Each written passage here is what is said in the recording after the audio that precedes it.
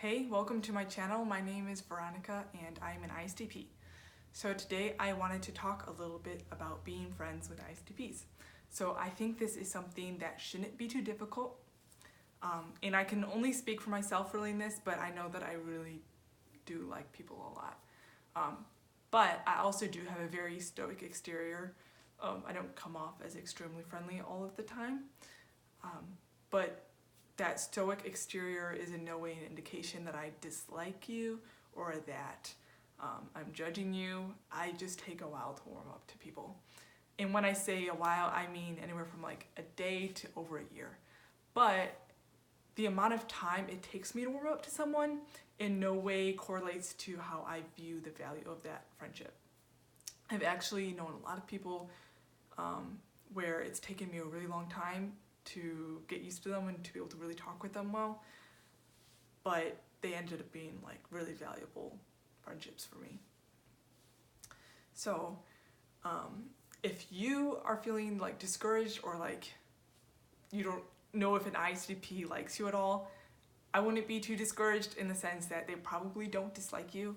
I mean, I know there's a lot of people in my life that I don't talk to that much or really interact with very much. And it's because I don't know what to say to them. Like, either because we don't have a lot in common maybe, or I don't understand how to interact with them very well, so I just kind of avoid it. But I really do like them. And I don't mean that in the neutral sense, like, oh, I just don't dislike them. Like, I actually like them. And if I were to talk about them, I'd probably like have a lot of great things to say, but they wouldn't know it because I don't interact with them really.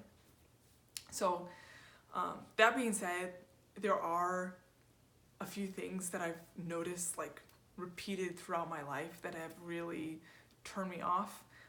Some of these things are things that close friends of mine have done, and it's been hurtful, but like it hasn't ruined our friendship in any way. Sometimes it's been strangers that have done these things, and that has definitely kind of discouraged me from trying to become friends with them in the first place. So, disclaimer, this is all from my own experience, so I'm not actually sure if it reflects all ISTPs, but I've done my best to create a list of 3 things to avoid if you want to be friends with an ISTP. So number 1, if you want to be friends with an ISTP, don't control them. So this can manifest itself in a lot of different ways, but I think the most common I've noticed in my life is when people really pressure me to participate in something or commit to something. And an invitation is entirely different. Invitations are great. Invitations to commit to something even can be great. But it's when it goes from being inviting to controlling. And so like when I was in college, I was studying mechanical engineering, and there was this group for women in engineering. And so I had attended a couple of the meetings, and I wasn't like sold on it, but I was still considering joining it.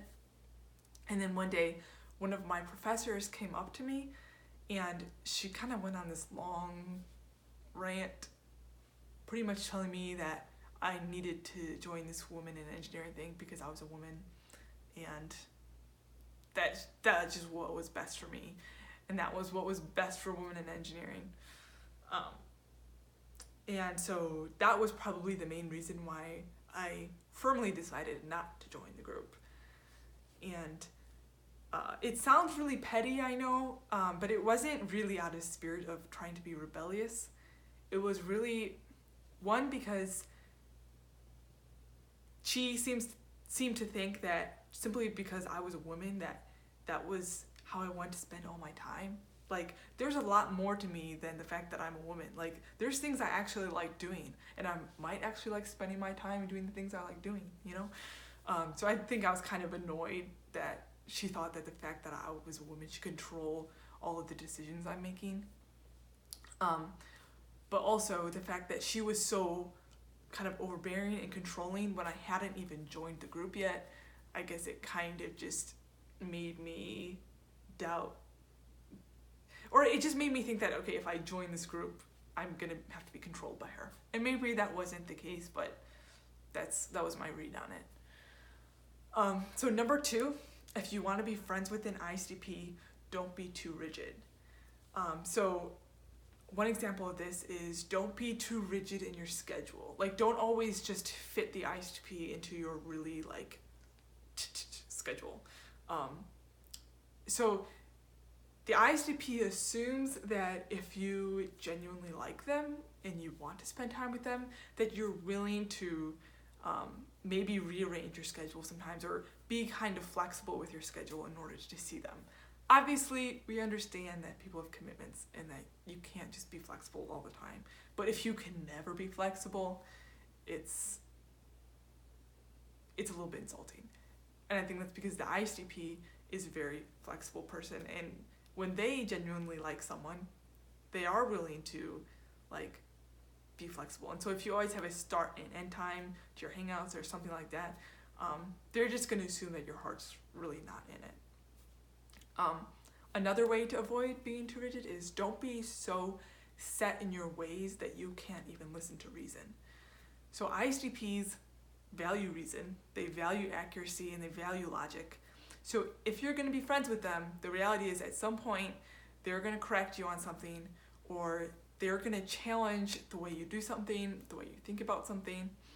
And so if you can't handle that, that's going to be pretty frustrating for the ISTP. And it's not even that you have to agree with them.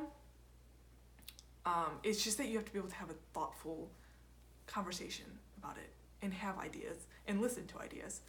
I know for myself, I've had a ton of friends that I actually vehemently disagree with on tons of things. But I really enjoyed their friendship because they weren't threatened by it. They had their opinions, but they were willing to exchange thoughts and ideas, you know? So let's see, number 3, if you want to be friends with an ISTP, don't be fake. And so this is actually really similar to number 1, which is don't be controlling, because being fake is often really just a form of manipulation, which is a form of control. And so one way to avoid being fake with an ISTP is if you are greeting them, don't be over the top enthusiastic. Like, friendliness is great, but if you don't know an ISTP that well and you're treating them like they're your best friend, they're gonna get really confused, because they're gonna be like, why is this person so buddy-buddy with me, when that doesn't match the actual depth of our relationship. And so they might still treat you the same as normal and still be friendly to you and just humor you, but they're probably going to hold you at arm's length emotionally until they figure out what your problem is. And odds are they're either going to conclude that you are superficial and so you're not worth being friends with, or that you are trying to manipulate them, and they're not going to be impressed with that. So another way to avoid being fake is don't ask the ISTP a question if you don't want to know the answer. So the ISTP probably won't be offended if you don't try to engage with them in the first place, especially if you're not that close with them. But they might be offended if you try to engage with them and then it becomes obvious that you don't even care. It's like, why are you even talking to me if you don't want to know the answer? You know, it's going to come off as just fake and maybe manipulative. And lastly, if you want to avoid being fake, don't compliment an ISTP unless you really mean it.